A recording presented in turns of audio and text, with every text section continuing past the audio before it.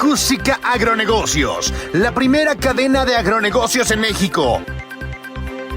¡Ya comenzamos!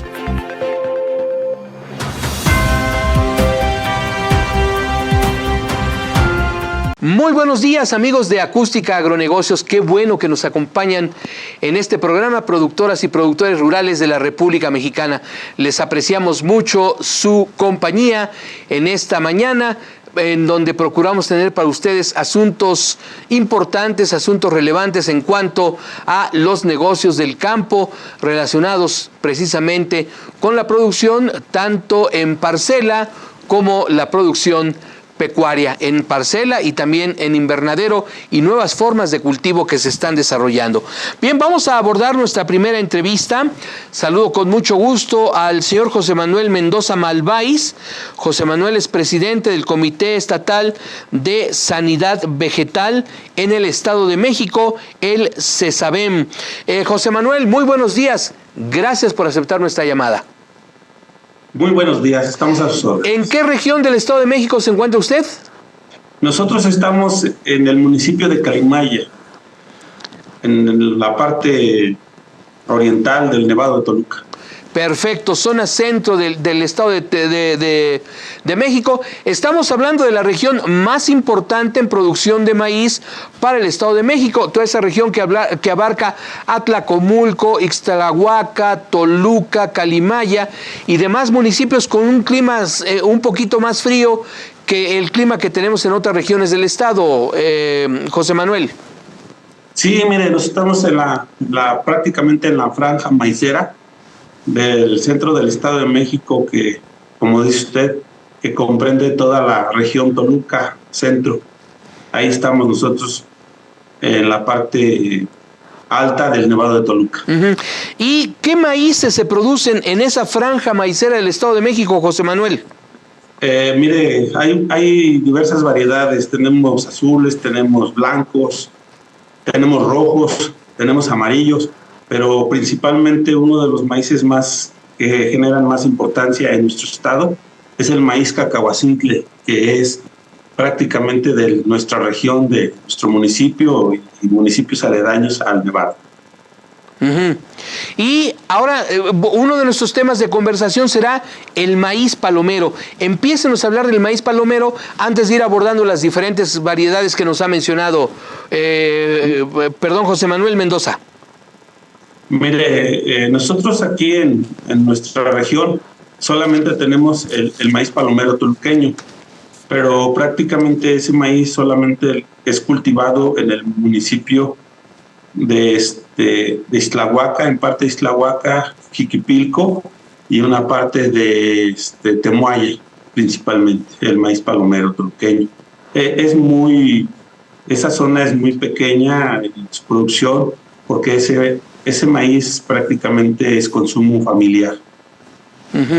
¿Qué caracteriza el maíz palomero? ¿Qué lo diferencia de los otros maíces nativos en esa región, José Manuel?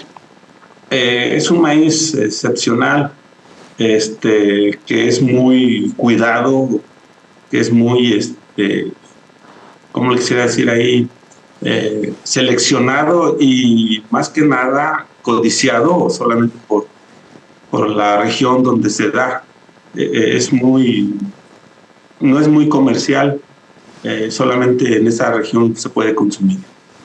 ¿A qué se debe? El palomero toluqueño. ¿A qué se debe, José Manuel, que este maíz sea excepcional y que sea muy apreciado allí en esa región de Ixtlahuaca, de Jiquipilco y otros municipios cercanos? Mire, yo quiero ahí hacer un paréntesis, porque prácticamente yo soy de la región de Calimaya y me invitaron a hablar del maíz cacahuacintle de donde yo soy. Ah, ok, correcto. Hay cacahuacintle de mi región. Correcto.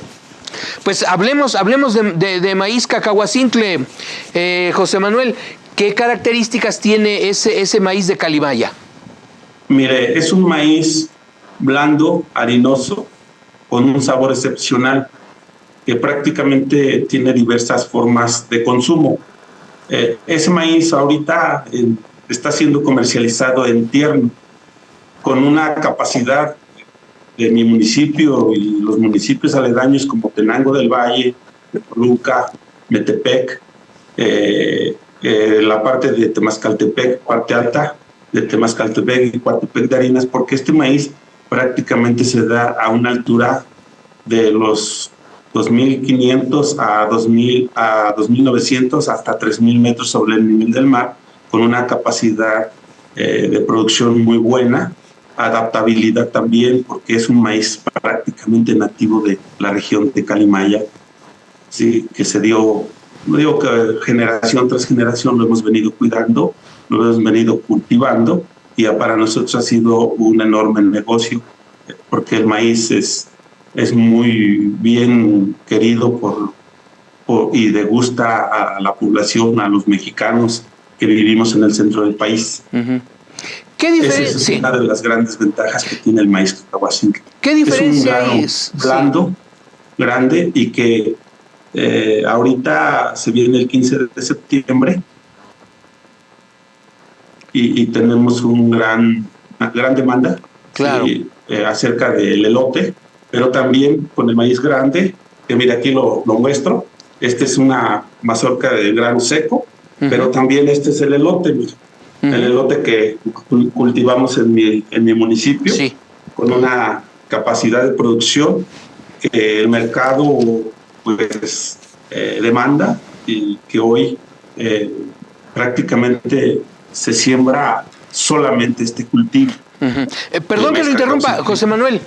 ¿Qué diferencia hay entre el maíz cacahuacintle de la región de Calimaya con otros maíces de este tipo, por ejemplo, en otras regiones del Estado de México, digamos hacia el volcán Popocatépetl, al Iztaccíhuatl, o hacia el norte mirando hacia Querétaro, o incluso con el cacahuacintle que se siembra aquí en la Ciudad de México o en Hidalgo? ¿Cuáles son las diferencias más notables en estos maíces? Mire, el tema es la altura. La altura que se siembra aquí en el Nevado de Toluca, la tierra tipo volcánica arenosa, nos ayuda a darle un sabor excepcional, con un grado de azúcar. El grano es muy dulce.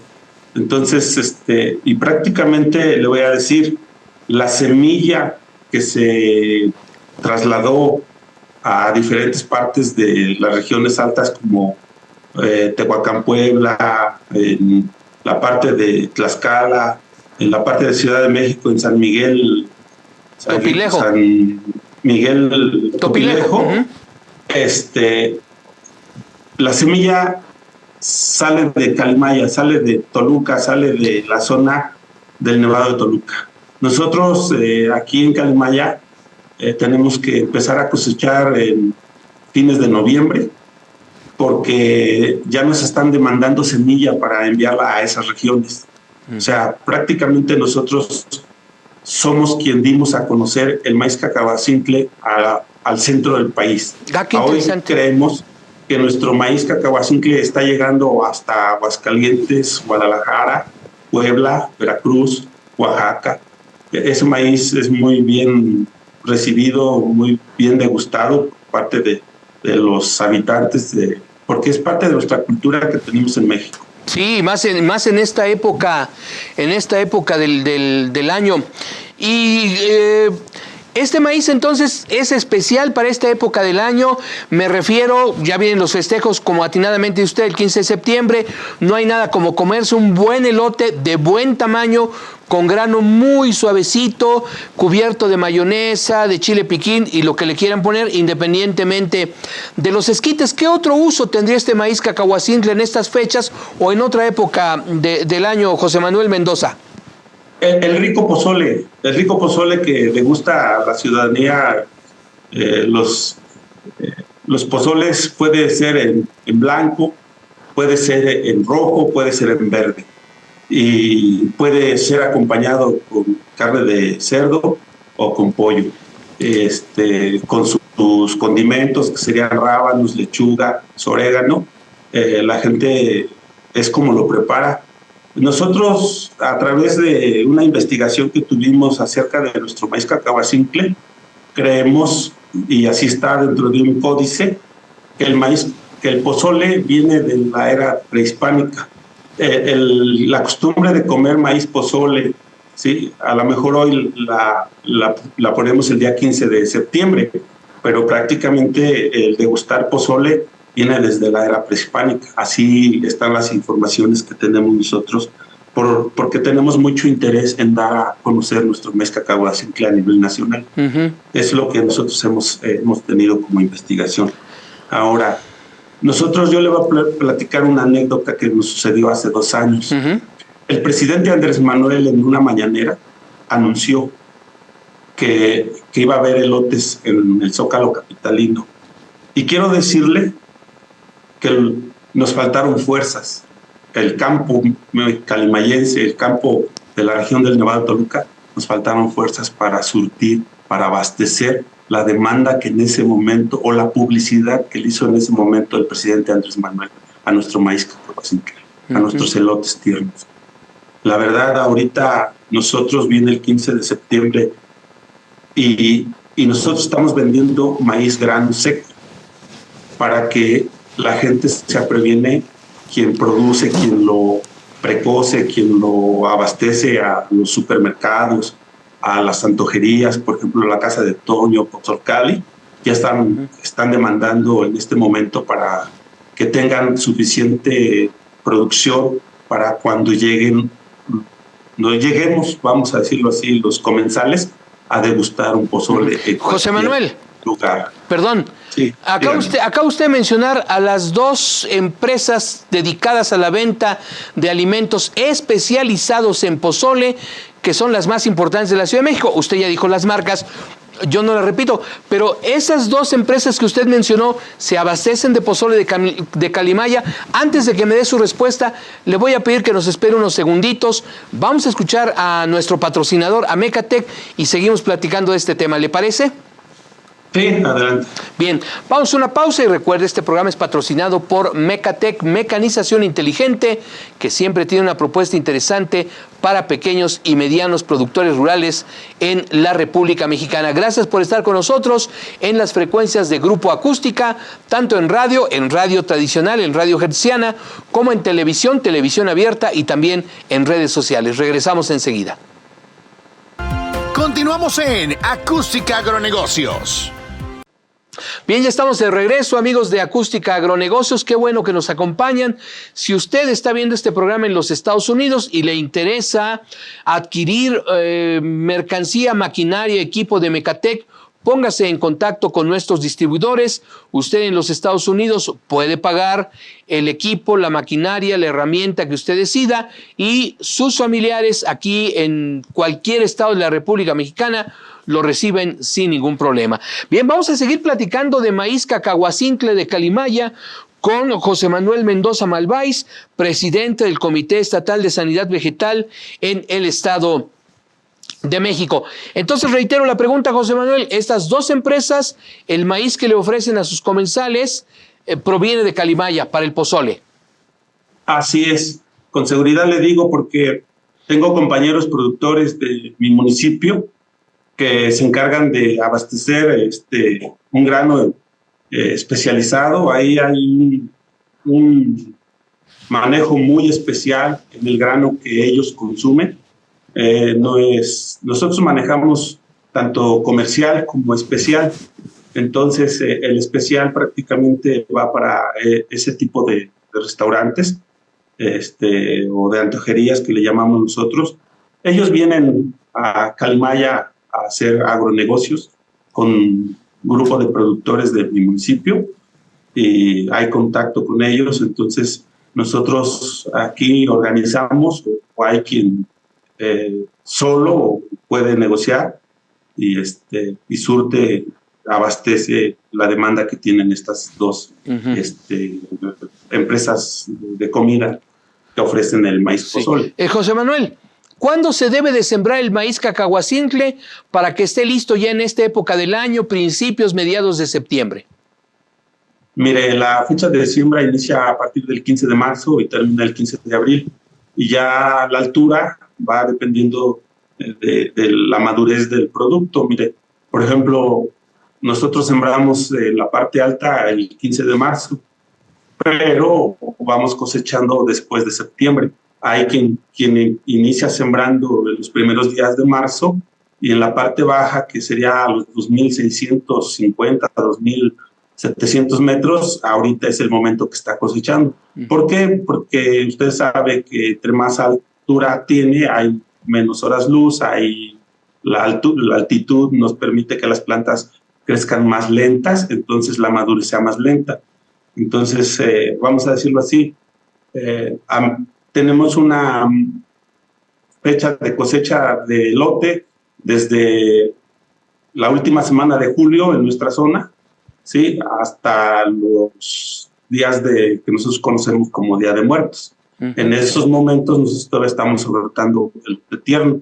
Una vez ya terminado la temporada de lluvias, nos vamos a la cosecha de maíz en grano, maduro, grano seco, en el cual iniciamos bien a cosechar en los primeros días de diciembre y terminamos cosechando en los 15, 20 días del mes de enero, que es el tiempo en que tenemos que meter la producción a bodega para después manejar el maíz que se oferta para el maíz pozolero. Claro. José Manuel, en época de frío, evidentemente no hay siembra de maíz, es decir, con ustedes no hay ciclo otoño-invierno, únicamente primavera-verano. Así es, nada más primavera-verano. Lo que pasa es que nosotros, el clima no nos permite, empiezan las heladas, tanto heladas tempranas como heladas tardías. Entonces, si nosotros no podemos sembrar en enero, no podemos cosechar en diciembre elote tierno, porque nosotros para ese momento ya empiezan a caer las heladas que nosotros llevamos, llegan los frentes fríos, y entonces ya en primera ya no tenemos agua, porque nosotros no tenemos agua de riego, todo es temporal. Sí, y a ese respecto, José Manuel, cuando ustedes sembraron este año, entre marzo y abril, estábamos en la peor sequía en muchos años. A partir de la segunda quincena de junio comenzaron las lluvias, que afortunadamente han sido abundantes en varias regiones del país. ¿Esto les ha beneficiado? ¿Esto alteró la cosecha que estamos teniendo desde finales de julio? Mire, afortunadamente este año no fue tan crítico como el año pasado. El año pasado sí, desafortunadamente, tuvimos una merma considerable. Tuvimos una pérdida hasta de un 40% en algunas áreas, pero este año ajustamos un poquitito el ciclo de siembra y sembramos 10 días después, 15 días después, y créame que están muy buenos hoy los cultivos. Lograron dar, como decimos nosotros en el campo, están dando la vuelta.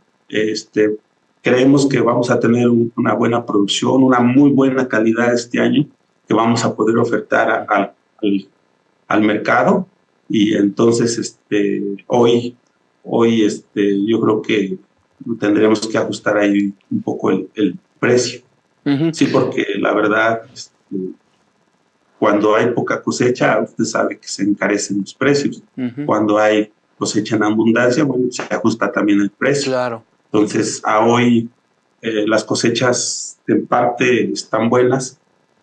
No nos ha ido bien con el aire, e inclusive por ahí hubo unas tormentas muy fuertes donde tuvimos ahí áreas donde el maíz se acamó.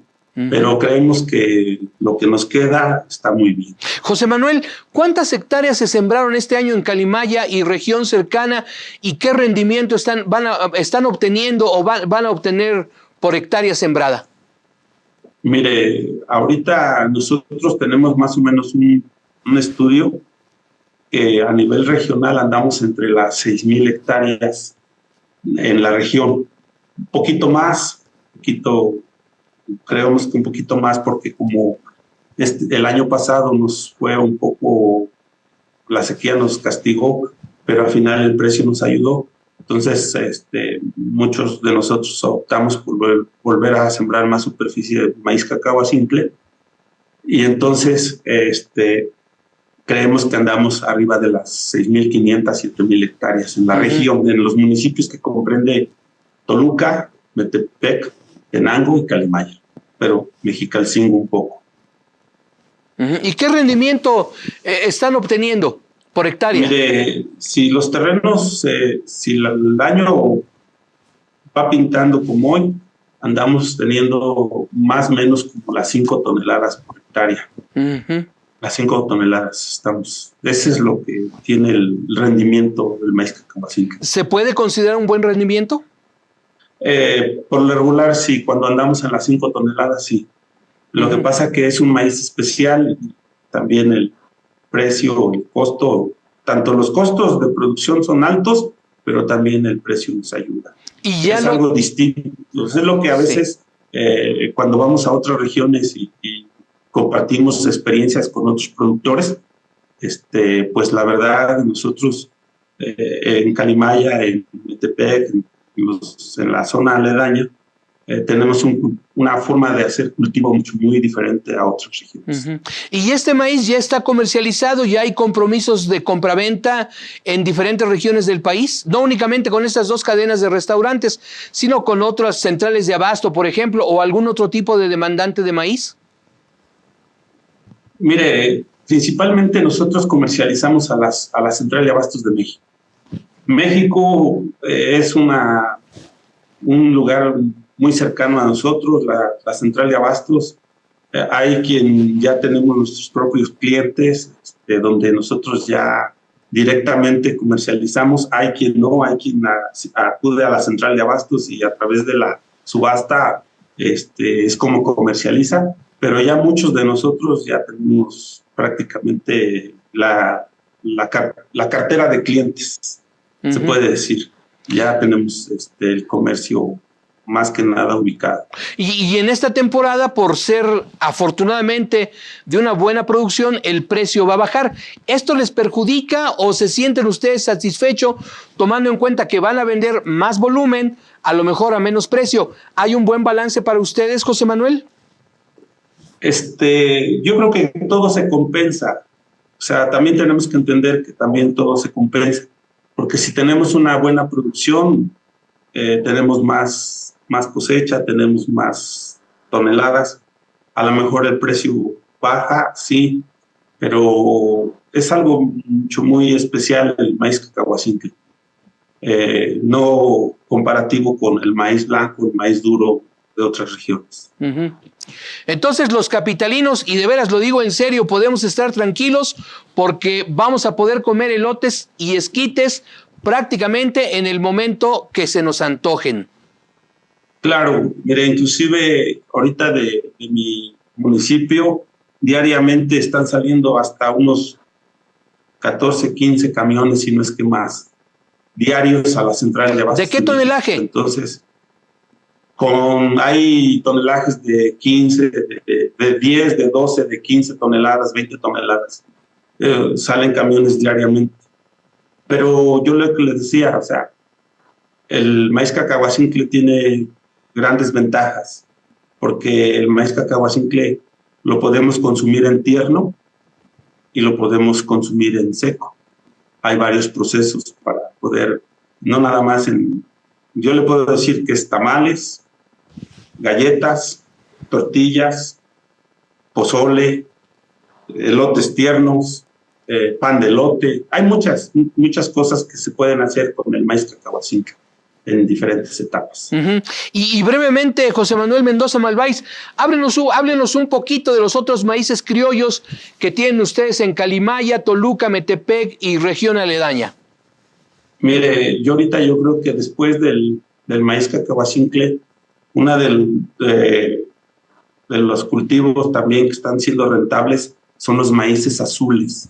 Los maíces azules en las regiones bajas, por ejemplo, la parte de Toluca, parte de Mexicalcingo, Chapultepec, Tenango, Santa Cruz, mis compañeros productores están optando por sembrar maíces azules, ya que el maíz azul está teniendo una demanda muy importante para muchas cosas, tanto para atoles como gorditas, como tortillas, turismo en las zonas turísticas de nuestro estado o de diferentes partes de la región del centro del país. Uh-huh. Consumen tortillas azules, consumen maíces azules.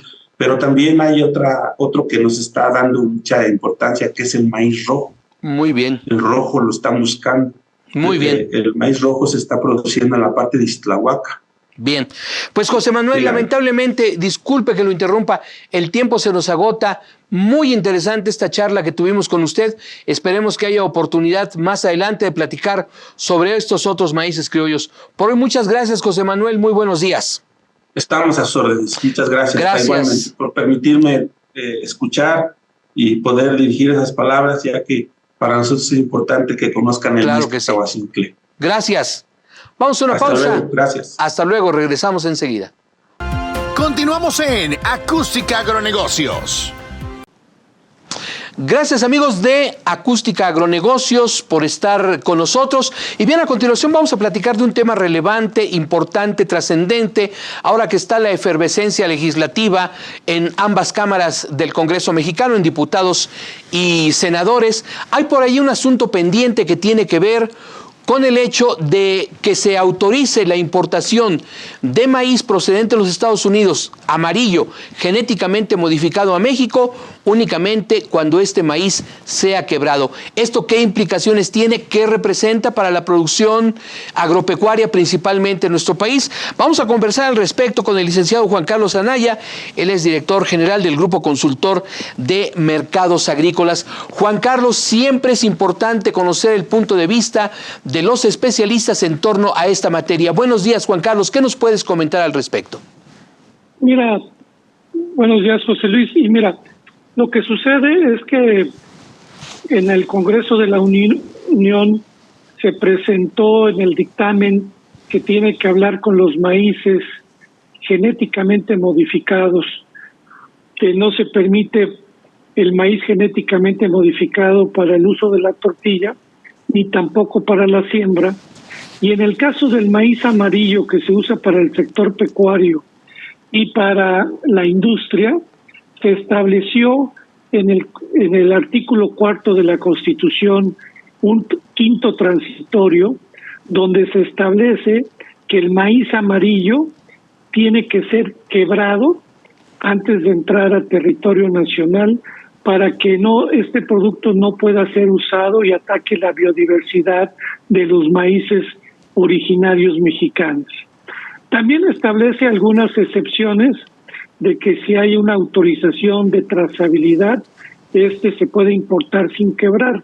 Pero esto ha causado mucha preocupación del sector pecuario y agroindustrial, porque esto impacta mucho el tema de costos, ya que el quebrar el maíz, primero, las empresas que exportan el maíz, llámese empresas comercializadoras o cooperativas, principalmente de Estados Unidos, o podríamos hablar de Brasil o Argentina, no tienen quebradoras para hacer el quebrado de este maíz. Y ese es el primer inconveniente, que haya la capacidad para quebrar el maíz. Segundo, esto tendrá costos si se quiebra el maíz. De acuerdo a costos que se han visto, el costo de quebrar el maíz representaría $8 por tonelada, y como se quiebra el maíz hay que aplicarle un fungicida para que no tengamos riesgos de temas de micotoxinas o toxinas en el maíz, y eso representa un costo promedio de $4. Pues cuando tú ya te traes el maíz por barco o por ferrocarril, al llegar a los puertos que se tiene que descargar, tienes que aplicar unos secuestrantes para que ese maíz no salga el polvo, la impureza, y haga daños al medio ambiente, o en terminales del interior del país, y eso representa un costo de $3 a $4.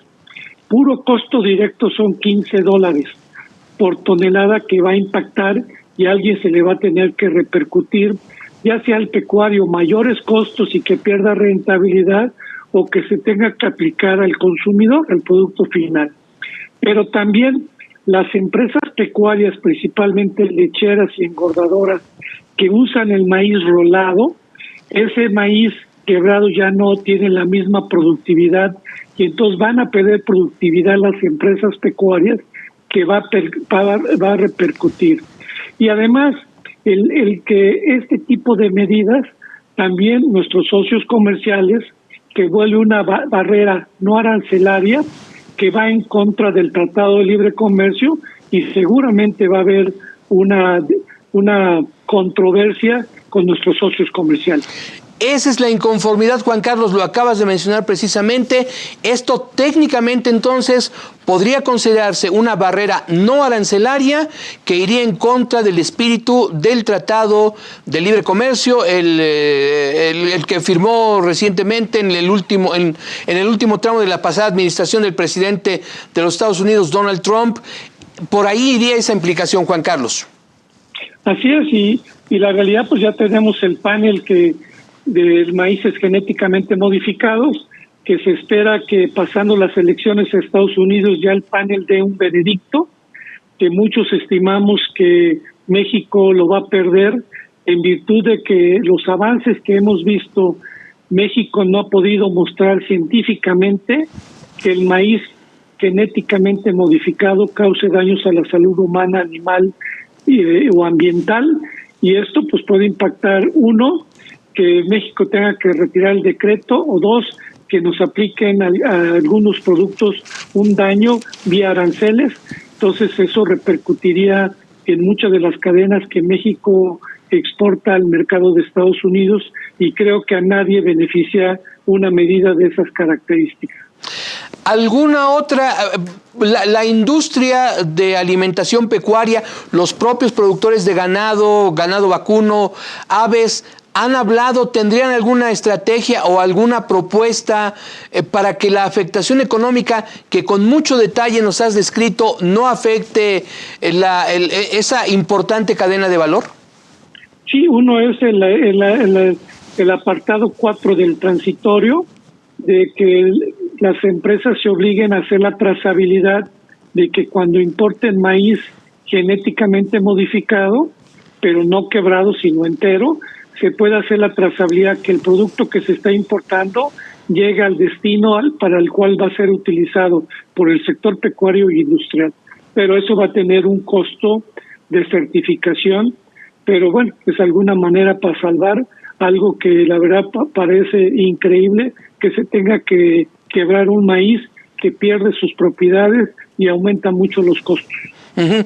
El hecho de generar la trazabilidad implicaría prácticamente desde la parcela de origen, es decir, que el productor de los Estados Unidos de alguna manera certifique, bueno, aquí está este maíz, lo voy a subir a tal transporte, se va a introducir a México mediante este mecanismo, en México lo reciben y lo destinan para X, Y o Z misión. Todo eso, de alguna manera, toda esa cadena que he descrito brevemente, se tendría que demostrar. ¿Es así, Juan Carlos? No, yo creo que no es tan desde el productor, porque no sé, sino sería del punto de importación, okay, ya sea en frontera o puerto, que ahí ya interviene la autoridad mexicana. Ahí va a tener que ser responsable con las empresas que importen, ya sea compradores o comercializadores, que se obliguen a informar y certificar que el maíz que están importando va para el uso pecuario o agroindustrial y que no se desvíe a zonas de producción. Uh-huh. Y ahora, por otra parte, Juan Carlos, hace rato lo mencionabas, está pendiente, de hecho, la controversia original que tiene que ver con el maíz genéticamente modificado y los presuntos efectos nocivos que tendría para la salud. Eso es un asunto que está pendiente. Si se genera, si se autoriza, legislativamente se aprueba esta modificación a este articulado del maíz, esto implicaría que se pudiera generar otra controversia y ahí introducirnos en un pleito legal que iría para largo en perjuicio de todas las partes. Así es, y yo creo que nadie sale ganando. México, desafortunadamente, no somos graneleros, pero lo peor, José Luis, es que este año México solamente va a producir el 49.5% del maíz que consumimos, el otro 50.5% lo importamos. Este año la producción se estima en 23.8 millones y la importación en 23.9 millones. Y la realidad es que México no ha incrementado su productividad y ya más del 50% dependemos de las importaciones. Uh-huh. Importaciones principalmente de Estados Unidos, de Argentina y de Brasil, Juan Carlos. Sí, ahorita al mes de julio llevamos 14 millones de toneladas importadas y el 99% es de Estados Unidos. No ha sido tan competitivo Brasil y Argentina, entonces realmente viene mucho de Estados Unidos, y por eso los productores de Estados Unidos y sus legisladores están muy preocupados porque su principal mercado de exportación es México, ya que por ser el mercado que más maíz importa en el mundo, ya por arriba de China, a ellos les interesa que no haya este tipo de trabas en la comercialización y de barreras que no permitan una comercialización adecuada y ágil y competitiva. Entre muchos motivos, Juan Carlos, de esta importante reducción en la producción de maíz en la República Mexicana está la cuestión del riego, está la cuestión hídrica. Lamentablemente, el Grupo Consultor de Mercados Agrícolas constantemente ha venido reportando que las presas del noroeste del país no están recibiendo el agua suficiente, los niveles de almacenamiento se encuentran en niveles críticos, valga la redundancia. Juan Carlos, ¿qué reporte tienen ustedes al respecto? Mira, de este año pues realmente llevamos 2 años con problemas de agua. Realmente la producción del 2023, que fue de 27.2 millones de toneladas, este año va a caer a 23.8 millones, que lo señalaba. Pero la preocupación para el ciclo que viene, otoño-invierno, que es principalmente Sinaloa, Sonora y parte de Tamaulipas, como tú bien lo señalas, ahorita las presas de Sinaloa apenas van al 28% de su capacidad. Sí está lloviendo, pero va muy lento. En el caso de Sonora están al 19%, y en el norte de Tamaulipas, que es las presas que se comparten con el estado de Texas, también no están a niveles bajos. Y eso, si no llueve bien y no hay un ciclo normal, vamos a seguir teniendo un problema serio. Ahora, realmente México es autosuficiente en maíz blanco, pero esa autosuficiencia cada día disminuye, ya que en este año 2024 sí somos autosuficientes y nos sobran solamente 1.2 millones de maíz blanco que se va al sector pecuario e industrial. Entonces, la realidad, si tenemos otro ciclo bajo, va a ser preocupante el tema también, la suficiencia de maíz blanco. A este respecto, Juan Carlos, el gobierno de México está concluyendo la administración de Andrés Manuel López Obrador. A lo largo de estos 6 años le apostó a programas como Producción para el Bienestar, apoyos directos a pequeños y medianos productores, especialmente en la zona sur-sureste. A lo largo de estos 6 años, Juan Carlos, ustedes en el Grupo Consultor de Mercados Agrícolas perciben un impacto para mejorar la producción de maíz blanco, ¿y habrá alguna alternativa gubernamental para el maíz amarillo? Mira, México es autosuficiente en maíz blanco desde el año de 1993, que el presidente Salinas y el profesor Han, que era el secretario de Agricultura... Juan Carlos, perdóname, ¿sí? Se nos atraviesa el corte, lo debí de haber hecho antes, te ofrezco una disculpa, pero estamos retomando esta parte inicial del comentario. Vamos a una pausa, regresamos, por favor. Regresamos enseguida. Continuamos en Acústica Agronegocios. Gracias, amigos de Acústica Agronegocios, por estar con nosotros, y recuerde, este programa se escucha en las frecuencias de Acústica, Radio Hertziana, radio tradicional, en el Valle de México, en Guadalajara, en Monterrey, en varias poblaciones de Sinaloa, del estado de Veracruz, del estado de Guerrero, del estado de Yucatán, del estado de Puebla, por mencionar algunas entidades. También se ve a través del Canal 13, cadena Albavisión, en los estados de Puebla, de Tlaxcala, de Veracruz, de Oaxaca, de Chiapas, de Tabasco, de Campeche, Yucatán y Quintana Roo, y por supuesto en las redes sociales de Acústica, y estamos patrocinados por Mecatec, mecanización inteligente, que siempre tiene una oferta interesante, una propuesta digna de tomarse en cuenta para pequeños y medianos productores rurales. Seguimos platicando con el licenciado Juan Carlos Anaya, presidente del Grupo Consultor de Mercados Agrícolas. Juan Carlos, antes de la interrupción, nos comentabas precisamente del año 1993 en la administración casi finalizada de Carlos Salinas de Gortari. ¿Qué ocurrió ahí? ¿Qué ocurrió? Que el gobierno decidió ser autosuficiente en maíz blanco. Sinaloa, que producía 340,000 toneladas de maíz con un precio de garantía que se estableció de $240, lo que hizo Sinaloa es bordarse al maíz y pasó de 340,000 primero a 2,5 millones y luego a 4 millones de toneladas, y eso hizo que en 1993 México fuera autosuficiente de maíz blanco. A partir de ahí, de ese sexenio, vemos que la producción no se incrementó. Con el presidente Zedillo la producción se mantuvo en casi 18 millones de toneladas, realmente no creció, pero ya en la época del presidente Fox la producción de maíz llegó hasta orden de 22 millones de toneladas, subió a 24.7 la producción. Con el presidente Calderón se mantuvo, llegó hasta 24 millones, pero ahí tuvimos temas de sequías heladas en 2011, que ahí la producción en su sexenio solamente subió el 0.8%, y con el presidente Peña tuvimos la producción récord de maíz en 2016 con 28 millones de toneladas, donde subió en su sexenio el maíz 23% el nivel productivo. En el sexenio del presidente López Obrador, que empezamos con 27 millones, no se ha aumentado la producción, más bien ha caído la producción menos 13%. Entonces, la realidad, los programas de bienestar, llámese de fertilizante, producción al bienestar y precios de garantía, no han promovido la productividad que requiere el mercado mexicano para disminuir las importaciones. Y en la misma declaración de la presidenta electa se señala que México no alcanzó la autosuficiencia alimentaria en maíz, que quedaron a deberle al país y que por eso se incrementaron las importaciones, como la hemos venido platicando. Y Juan Carlos, para la administración que está por iniciar a partir del 1 de octubre, ¿ves algún cambio? ¿Ves más apoyos posibles para productores medianos y grandes de esa región noroeste, Sinaloa, Sonora, en materia de maíz y también en trigo?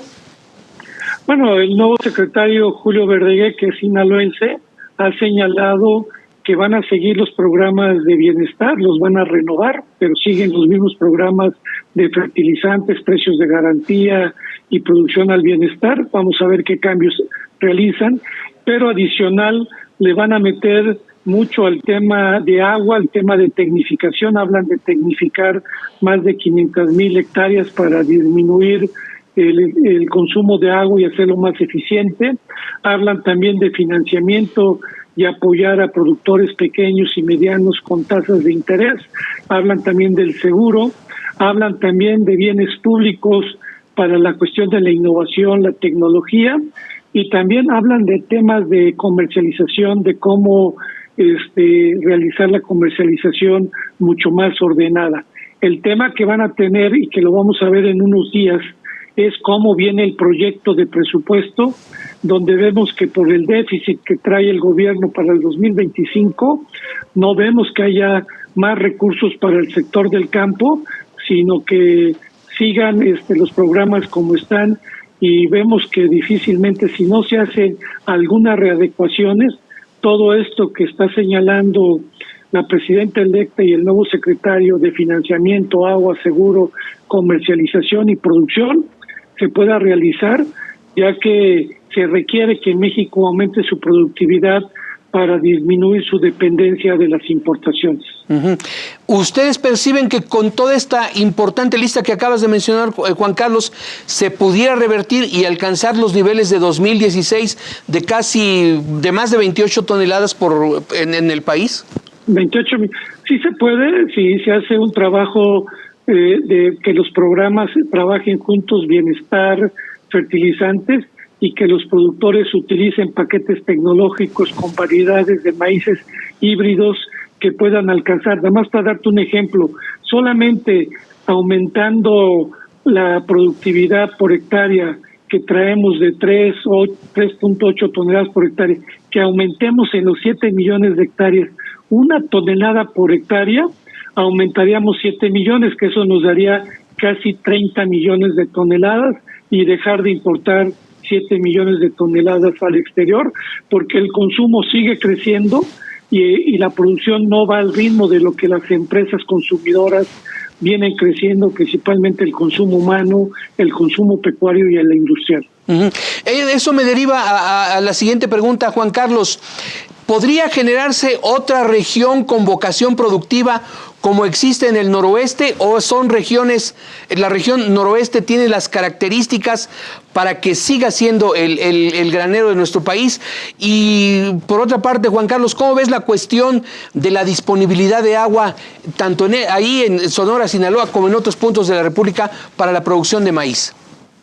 Preocupante. Yo acabo de llegar de Sinaloa esta semana y están muy preocupados los productores de Sinaloa y Sonora porque las presas siguen a niveles bajos. Entonces les preocupa si van a tener un ciclo normal para el próximo año. Esperan que este mes de septiembre, que es de grandes lluvias, puedan alcanzar los niveles para sembrar normal, o cuando menos producir lo que se requiere para el consumo de maíz para consumo humano. La verdad está preocupante el nivel de las presas, hay que darle seguimiento. Y por otro lado, pues es muy importante también que el sureste mexicano, donde tenemos a los productores de autoconsumo, pues se le pueda dar incremento a la productividad, ya que en el año del 2019 al 2024, la producción del sureste mexicano, aún con todos los apoyos que hubo, la producción no aumentó. Esto es muy, muy importante, Juan Carlos.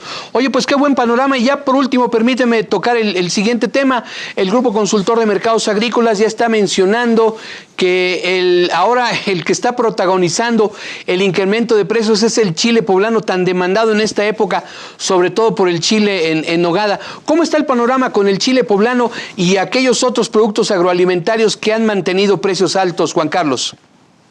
Mira, el tema que hemos venido observando y que hemos venido presentando en nuestros análisis es que en el tema del chile poblano ahorita subió el precio del año pasado, del 23, que estaba el kilo de chile poblano en 57 pesos, ahorita está en 78 pesos, es decir, subió alrededor del 35%.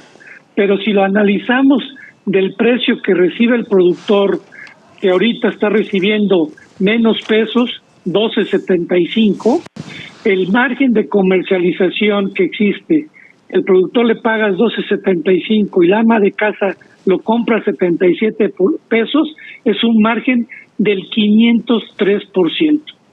Es exagerado los márgenes que hay a lo largo de la cadena. Uh-huh.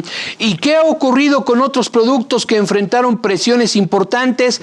¿Qué noticias tiene el Grupo Consultor, por ejemplo, del limón? ¿Continúa esta desagradable situación del precio elevado a consecuencia de las amenazas? Ya sabemos de quién. ¿Qué está pasando con el aguacate? ¿Qué noticias hay al respecto, Juan Carlos?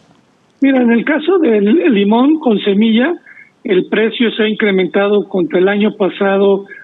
Contra el productor ha bajado 26.5 y al consumidor ha subido a 23, a casi 30%. Subió con todos estos temas de las amenazas.